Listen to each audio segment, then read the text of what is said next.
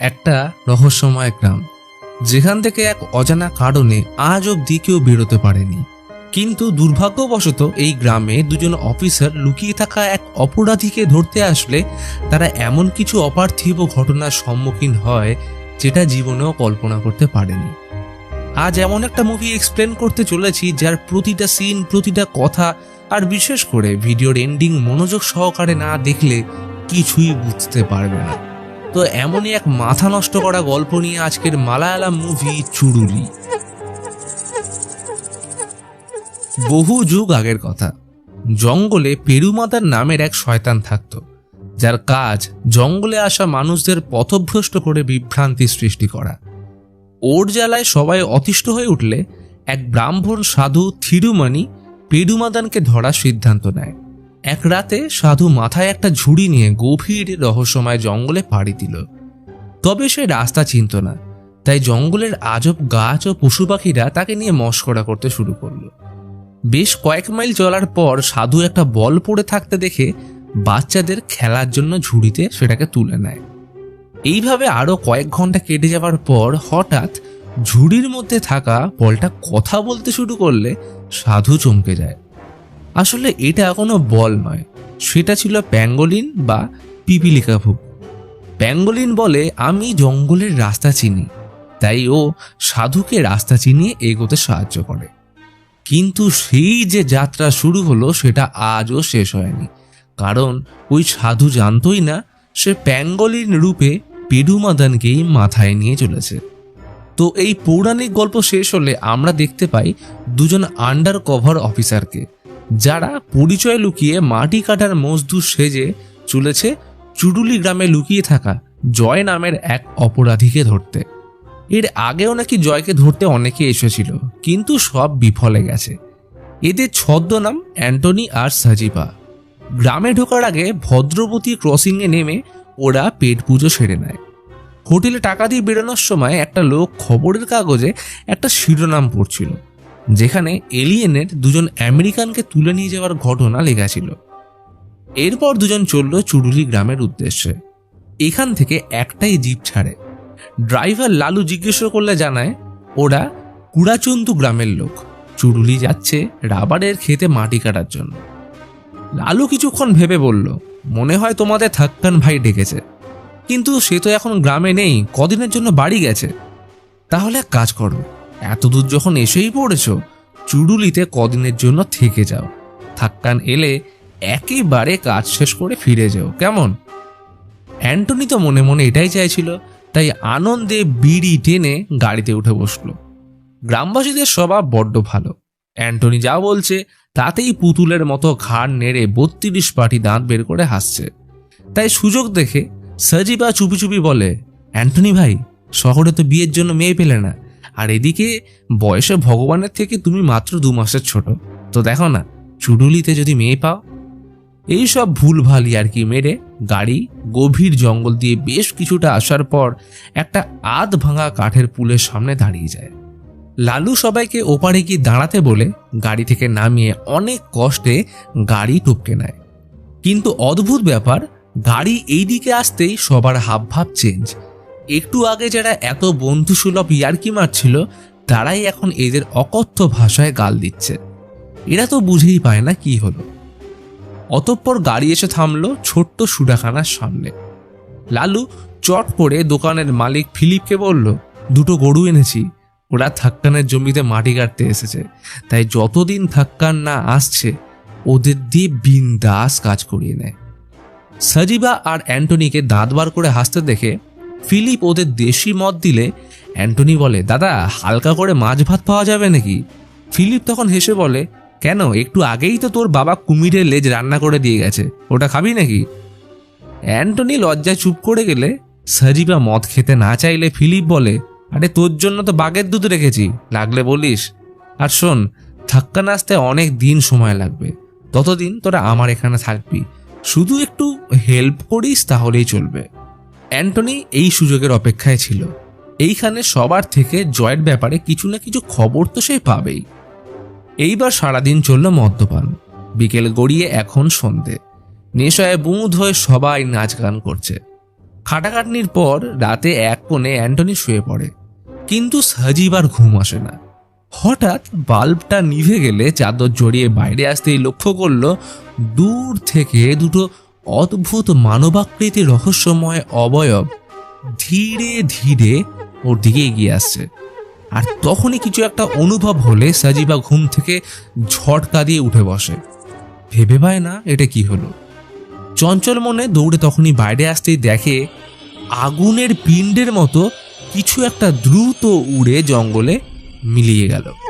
সকালে অ্যান্টনি ফিলিপকে খুশি করার জন্য পুরো সরাইখানা পরিষ্কার করে রাখলে ফিলিপ তো জঙ্গল থেকে ফিরে তার কাজ দেখে বেজায় খুশি হয়ে বলে, বাহ অ্যান্টো বাবু, কাজ করে তো ফাটিয়ে দিয়েছ। সাজিবা একটু অন্যমনস্ক, কাল রাতের ঘটনা কিছু বলেনি, চুপচাপ রান্না করছে। ফিলিপ ওর হাতের রান্না চেখে বলে, দুধ খেয়ে এত ভালো রান্না করলি কি করে? আর এখানে ডেইলি বুনো পশুর মাংস রান্না হয়, ওটাও এবার থেকে তুই বানাবি। ভালোভাবে করতে পারলে আমার বউকে ছেড়ে তোকে বিয়ে করব। তবে সাজিবার মনে একাধিক প্রশ্ন করছে, তাই চেপে রাখতে না পেয়ে জিজ্ঞেস করে ফেলল, আচ্ছা এই গ্রামে কটা পরিবার থাকে? ফিলিপ তো আরেক লোক, তাই উত্তরে বলল, কেন তুই এখানে বাচ্চা পয়দা করতে এসছিস নাকি? বেলায় এরপর দুজন জল আনতে গেলে ওর ভুল ভাল প্রশ্নের জন্য অ্যান্টনিওকে সতর্ক করে, কারণ এতে সবাই সন্দেহ করতে পারে। কিন্তু সাজিবার কেন জানি না মনে হচ্ছে সে এই গ্রামে কয়েক বছর ধরে রয়েছে। বেলার দিকে সাজিবা ফিলিপের সাথে কাঠ আনতে গেলে লক্ষ্য করে গ্রামের সবাই একে অপরকে অন্য নামে ডাকছে, যেমন ফিলিপকে একজন কারিয়া বলে সম্বোধন করে। তাই উদ্বেগের বসে বলেই ফেলল, কাল রাতে জঙ্গলে সে আগুনের মতো কিছু একটা উঠতে দেখেছে, আর তখন একটা অদ্ভুত আওয়াজও হচ্ছিল। ফিলিপ বলে, চিন্তা করিস না, ওটা অগ্নিদেবী। রাত হলেই উত্তর থেকে দক্ষিণে উড়ে যান, অত চাপ নিয়ে লাভ নেই। এই গ্রামে বাইরের লোক সহজে আসে না, আর এলেও রহস্যময় জঙ্গল থেকে কেউ ফেরত যায় না। এইসব কথায় বীতশ্রদ্ধ হয়ে বেলায় সাজিবা কাজ সেরে ঘুরতে বেরিয়ে যায়। কিছু দূর এসে একজন ঠাকুমা ওকে দেখে ঝাঁঝিয়ে বলে, মনে হচ্ছে তোকে আগেও এখানে দেখেছি। ভয়েও বলল, আমি থাক্কানা জমিতে মাটি কাটতে এসছি। আর এটা শুনতে ঠাকুমা কুড়ুল হাতে তাড়া করে। সাজিবা কিছু না বুঝে প্রাণপণে দৌড়ে পালায়। রাতে অ্যান্টনিকে বলে, এই গ্রাম বড় অদ্ভুত, সবার 4-5টা করে নাম। এমন অবস্থায় জয়কে খুঁজব কি করে? আমার তো মনে হয় এইখানে সবাই ক্রিমিনাল। তখনই ফিলিপ ভূতের মতো উদয় হয়ে জানায়, আগামী 2 দিন দোকান বন্ধ থাকবে। ওর বড় মেয়ের কমিউনাল রয়েছে, মানে ওই দিন চার্চে ঈশ্বরের নাম জপ হবে, তাই সেদিন মন ভরে মাছ মাংস খাবি। ওরা দুজন এতদিন জানতোই না যে এই গ্রামে কোনো চার্চ আছে। তবে কমিউনালের দিন দেখে অবাক, কারণ এই দোকানটাই আসলে চার্চ। বেলা বাড়লে আস্তে আস্তে ভিড় জমতে শুরু করে। ঈশ্বরের নাম থেকে শুরু করে খাওয়া দাওয়া ভালোই চলল। তবে উপস্থিত লোকেরা সাজিবাকে বেশ কয়েকবার জিজ্ঞেস করে, তোমায় আগে কোথায় দেখেছি বলো তো, বড্ড চেনা লাগছে। কিন্তু সে কোনো উত্তর দেয় না। বিকেলে অ্যান্টনি আভ্রাচারের সাথে বন্য পশু শিকারে বেরিয়ে পড়ল, কিন্তু গভীর রাতে অ্যান্টনি না ফিরলে সাজিবা চিন্তায় পড়ে যায়। কি করবে ভাবছিল, আর তখনই আচমকা জঙ্গলে সেই অদ্ভুত আওয়াজ শোনা গেলে দোকানের বন্ধ রেডিও বেজে ওঠে। পরের দিন সকালেও অ্যান্টনি ফেরে না। সাজিবা একা জঙ্গলে ঘুরতে ঘুরতে কিছু দূর আসতেই আবার আওয়াজটা শুনতে পেল। পুরো জঙ্গলটা কেমন যেন রহস্যময় মরীচিকার মতো ওর সামনে দুলছে। নজর পড়ল একটা বাড়ির দিকে, ভিতর থেকে খট খট করে শব্দ আসছে। কৌতূহলবশত জানলায় চোখ রাখতেই পিলে চমকে উঠল। দেখে ভিতরে অজস্র মেশিনের মধ্যে কতগুলো অদ্ভুত আলোকিত মানবাকৃতি অবয়ব ঘোরাঘুরি করছে, যেমনটা সেই রাতে দেখেছিল। পরক্ষণে আলোর ফ্ল্যাশে সাজিবা মন্ত্রমুগ্ধ হয়ে গেল, যেন কিছুই হয়নি। এর ঠিক 3 দিন পর অ্যান্টনি ফিরে আসে। আভ্রাচার তো খেপে গেছে, ওর জন্য নাকি তারা একটাও স্বীকার করতে পারেনি। ফিলিপও দিল 2-4 কথা শুনিয়ে, কারণ মাংস না পেলে লোকেরা তাকে চিবিয়ে খাবে। সেদিন রাতে কোডাগু গ্রাম থেকে আন্নার নামের একটা লোক আসে, ওরও ফিলিপের মতো কারবার। পরের দিন গ্রামে মেলা বসেছিল। মেলায় একটা মজার খেলা হচ্ছে, থাপ্পড় মারা। একটা বাঁশের উপর উঠে যে থাপ্পড় মেরে অন্যজনকে ফেলতে পারবে সেই হবে বিজয়ী। তো আন্নান সবাইকে একের পর এক হারাতে থাকলে একসময় ও সাজিবাকে চ্যালেঞ্জ করে। বেচারা আর কি করবে, বলির পাঠা হয়ে আন্নানের এক থাপ্পড় পড়তেই অদ্ভুত কিছু ভিশন দেখতে পায়, যেখানে অনেকগুলো মাদুলি, রুদ্রাক্ষ আর কলসি ঝুলছে। সে যতবার থাপ্পড় মারে ততবার সাজিবা এটা দেখতে পাচ্ছিল। আর একটা সময় বেহুশ হয়ে পড়ে যেতেই সাজিবার মধ্যে এক অদ্ভুত পরিবর্তন লক্ষ্য করা যায়। ওই রাতে প্রচণ্ড বৃষ্টি নামে। মেঘের গর্জনে অ্যান্টনির ঘুম ভাঙলে দেখে সাজিবা নেই। তবে ঘুম চোখে অ্যান্টনি বেশি না ঘাটিয়ে শুয়ে পড়লে মাঝরাতে সাজিবা ফিরে আসে। তাকে দেখে মনে হচ্ছিল সে যেন অন্য জগতে রয়েছে। পরের দিন একজন আন্নানের খোঁজ করতে এসে জানায় সকাল থেকে ওকে পাওয়া যাচ্ছে না।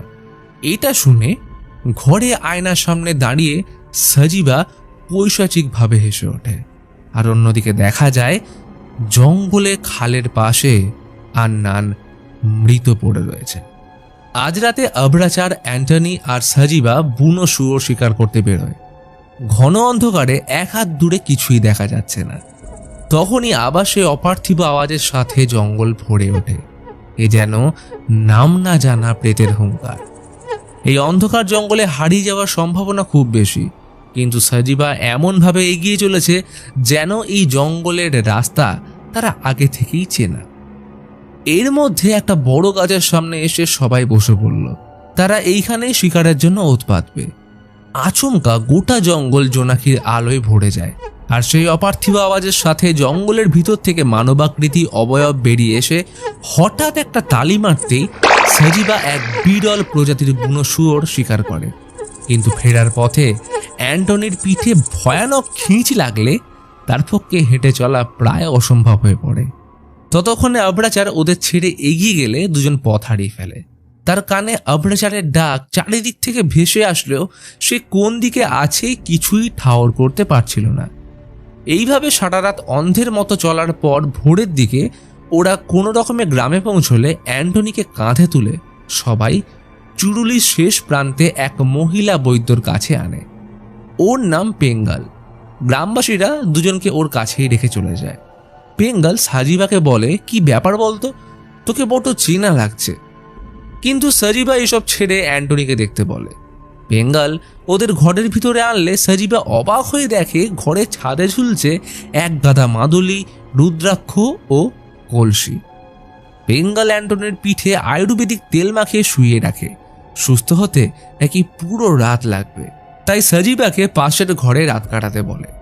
তবে সেখানে পেঙ্গাল একা নয়, সাথে একটা বাচ্চা ছেলে মণি রয়েছে। সে নাকি পেঙ্গালের দুঃসম্পর্কের আত্মীয়ের ছেলে। এরপর সারা রাত অদ্ভুত মন্ত্রপাঠের সাথে চলল ওষুধ আর জল পড়া।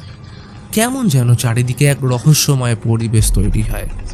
এরই মধ্যে দেখা যায় মণিকে নির্বিকারভাবে আগুনে পা ঢুকিয়ে বসে থাকতে, যা দেখে বোঝা গেল এটা কোনো সাধারণ জায়গা নয়, এখানে অলৌকিক কিছুর অস্তিত্ব রয়েছে। অ্যান্টনি ঝাপসা দেখতে পায় সব গ্রামবাসীরা যেন তার সামনে দাঁড়িয়ে বিড়বিড় করে কিছু বলছে, কিন্তু উঠে বসার মতো শক্তি নেই। রাত বাড়লে গোল্ডেন স্পাইরাল সিঁড়ি বরাবর সেই মানবাকৃতি অবয়ব পেঙ্গালের কুটিরে নেমে আসে, আর তখনই সব ব্ল্যাক আউট। সকালে ঘুম ভাঙলে কাল রাতে কি হয়েছিল অ্যান্টনির মনে পড়ে না, তবে শরীরে কোনো ব্যথা অনুভব হচ্ছে না। হঠাৎ পেঙ্গাল বলল, তুমি পুলিশ তাই না? অনেক লুকোনোর চেষ্টা করেছ কিন্তু পারলে না। আমি কিন্তু মানুষকে দেখেই তার কাজ, জন্ম, এমনকি ভবিষ্যৎ বলতে পারি। বাড়ি যাওয়ার সময় হলে পেঙ্গাল রেগে সাজিবার কলার ধরে বসে, চিৎকার করে বলছে, কাল রাতে তুই মনির সাথে কুকর্ম করে টাকা না দিয়ে পালিয়ে যাচ্ছিস। অ্যান্টনি তো অবাক, এই কি বলছে পেঙ্গাল, এমনটা সে কেন করতে যাবে, সে তো বিবাহিত। ঝগড়া বাড়ছে দেখে অ্যান্টনি 1000 টাকা দিয়ে পেঙ্গালকে শান্ত করে ফিরিয়ে দেয়। অন্যদিকে দেখা যায় থাক্কানকে বাড়ি ফিরতে আসার পথে জানতে পারে রাবার খেতে মাটি খোঁড়ার জন্য দুজন লোক এসছে, কিন্তু থাক্কান বলে ওর কোনো রাবারের ক্ষেত নেই, তো লোক কেন আসবে। এই নিয়ে ফিলিপের সাথে ঝগড়া শুরু হয়, কারণ সবাই এখন ওই দুজনের উপরে সন্দেহ করছে। তখনই ওদের আগমন হলে ফিলিপরা চড়াও হয়ে মারতে আসলে অ্যান্টনির বন্দুক গর্জে ওঠে। সবাই ভয়ে যেদিকে পারে ছুটে পালায়। অ্যান্টনি থাক্কানকে বলে, আমরা পুলিশ, পালানোর চেষ্টা করলে খুলি উড়িয়ে দেবো, তাই সোজা আমাদের জয়ের বাড়ি নিয়ে চল। অবশেষে থাক্কান ওদের নিয়ে জঙ্গল পথে রওনা দিল। শুধু জঙ্গল পেরিয়ে ওরা এগিয়ে চলেছে আর পিছু নিয়েছে গ্রামবাসীরা। অনেকটা পথ আসার পর জঙ্গল প্রান্তে পেল জয়ের বাড়ি, কিন্তু ঘরে ঢুকে দেখে জয় পঙ্গু অবস্থায় শুয়ে। অ্যান্টনি ওকে নিয়ে যেতে চাইলে জয় বলে, স্যার আমি 1 বছর ধরে এইরকম অবস্থায় পড়ে আছি, চিকিৎসা না হলে মারা যাব। ওর বোন জয়কে গ্রেপ্তারের কারণ জিজ্ঞেস করলে জানতে পারে জয় নাকি দুর্লভ প্রজাতির পশু শিকার করেছে, তাছাড়া একজন লোককে খুন এবং নাবালকের সাথে কুকর্ম করেছে। পরক্ষণে এই কথাটা শুনে থাক্কান আর জয়ের বোন হেসে বলে, কে ঢোকাবে ওকে জেলে? তোরা? দম থাকলে ধরে নিয়ে যেত। অ্যান্টনি তখন এই দরজায় গ্রামবাসীদের ঘিরতে দেখে সাজিবা গুলি চালাতেই বুলেটটা ফিলিপের কান ছুঁয়ে বেরিয়ে যায়। কিন্তু অদ্ভুত ব্যাপার, ফিলিপ হাসছে, বলে, দেখো কাণ্ড, শেষমেশ গুলি চালিয়ে দিল। পরক্ষণে সে অদ্ভুত আওয়াজটা ভেসে আসতেই জয় উৎসাহের সাথে ফিলিপকে বলল, এখন সময় এসেছে, আমায় যেতে দাও। তখনই ফিলিপ আর জয় একসাথে চোখ বুঝতেই ভেসে এলো অপার্থিব সুর। এরপর কতক্ষণ কেটেছে খেয়াল নেই।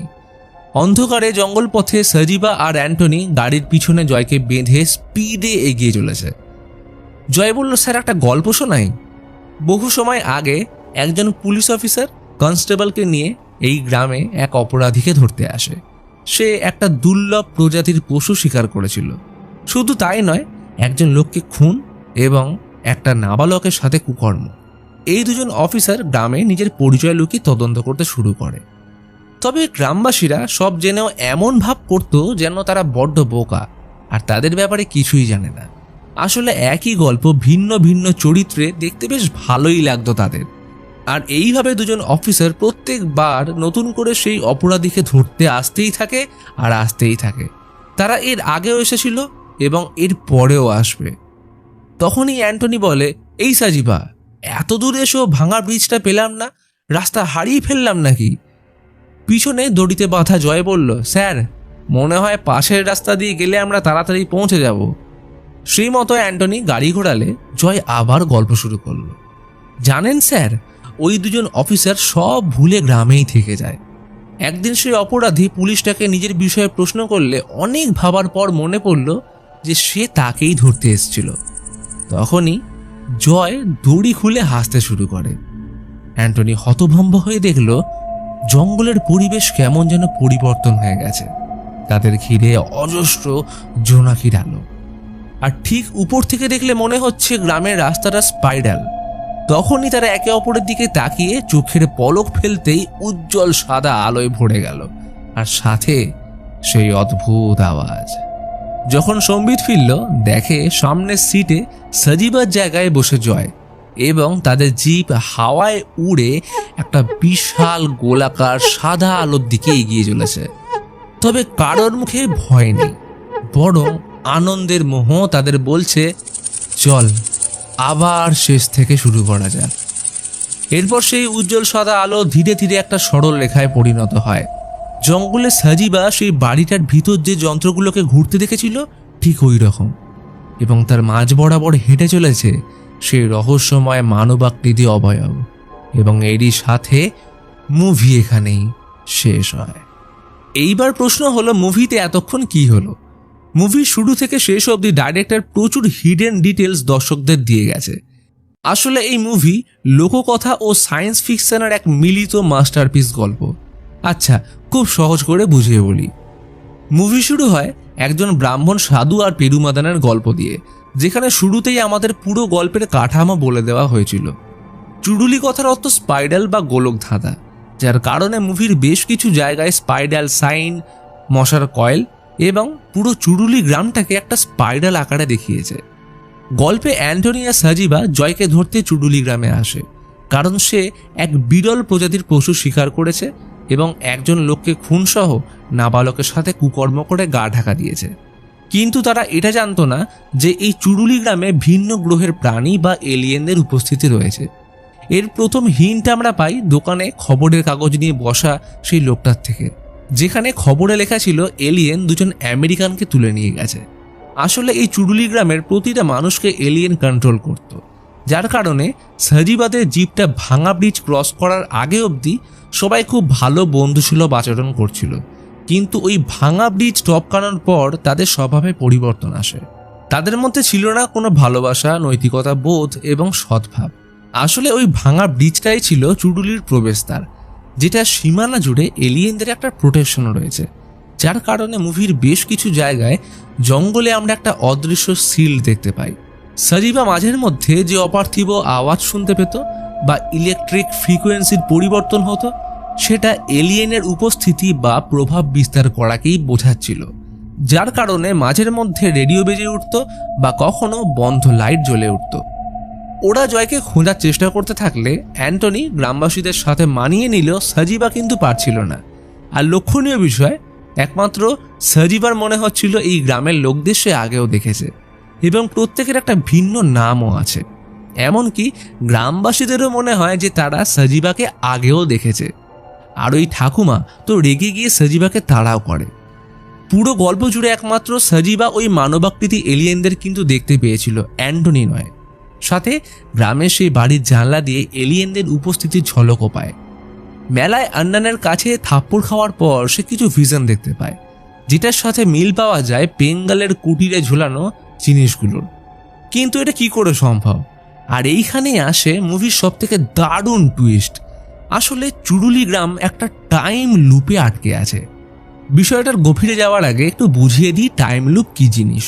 মনে করো সকালে ঘুম থেকে উঠে তুমি প্রথমে জিম করে তারপর কলেজ গেলে, কিন্তু এই কলেজ শেষ হতেই দেখলে তুমি আবার অটোমেটিক বিছানায় ঘুম থেকে উঠছো, তারপর আবার সেই জিম আর কলেজ। মানে এই তিনটে জিনিস তোমার বারবার রিপিট হচ্ছে এবং এর বাইরে তুমি কিছুই করতে পারছো না। ঠিক যেমনটা ডক্টর স্ট্রেঞ্জ ডোরমামুর সাথে করেছিল।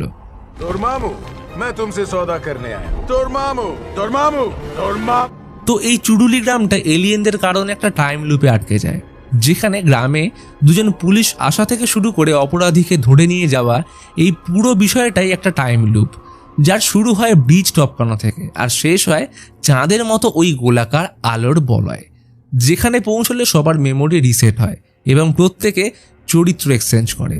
সাথে গ্রামবাসীরাও পুরনো কথা ভুলে যায়। এই কারণে ওদের একাধিক নাম ছিল।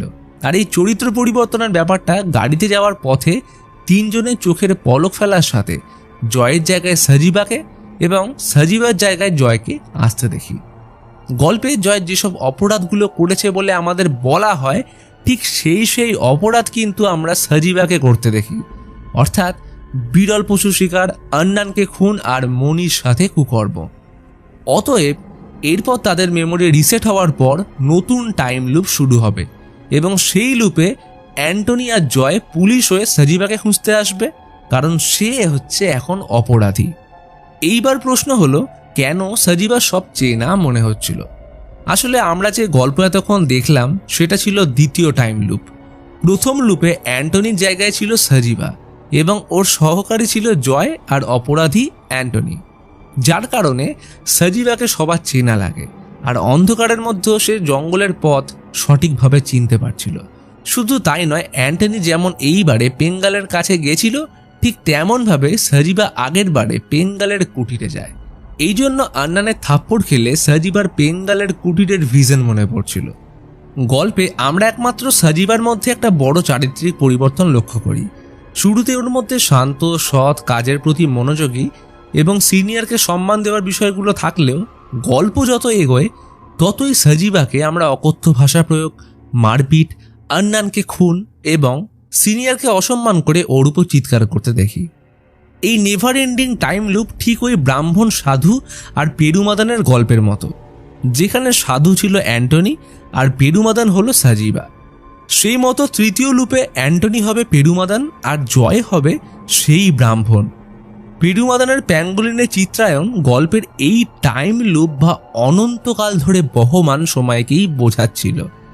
তবে গল্পের আরও গভীরে প্রবেশ করলে বোঝা যায় চুরুলিতে শুধু টাইম লুপ নয়, সাথে টাইম ডাইলেশন হচ্ছিল। উদাহরণস্বরূপ, পৃথিবীতে যদি 24 ঘন্টা একদিন হয়, তাহলে চুরুলিতে ওই টাইম অনেক দ্রুত কাটছিল। প্রমাণ হিসেবে আমরা এদের দুজনকে কয়েকদিনের জন্য গ্রামে আসতে দেখলেও সাজিবার মনে হচ্ছিল সে যেন এখানে কয়েক বছর ধরে রয়েছে। এই গ্রামে পেঙ্গালের কুটির ছিল সবথেকে রহস্যময় জায়গা। কারণ এইখানে আমরা পেঙ্গাল ও মণি নামের বাচ্চাটাকে অদ্ভুত সব মন্ত্র পড়তে দেখি। আর অ্যান্টনিকে সুস্থ করার জন্য মাঝরাতে এই কুটিরে গোল্ডেন স্পাইরাল সাইন ও এলিয়েন দেখতে পাওয়া যায়। পেঙ্গাল এমন কিছু এলিয়েন প্রযুক্তিবিদ্যা জানতো যার ফলে তার কাছে ট্রিটমেন্টের পর লোকদের কোনো ব্যথা অনুভবই হতো না। এর উদাহরণ হিসেবে আমরা দেখি আগুনের মধ্যে মণিকে পা ঢুকিয়ে বসে থাকতে, এবং সাজিবা ফিলিপের কানে গুলি করলে তার মধ্যে কোনো প্রতিক্রিয়া লক্ষ্য করা যায় না।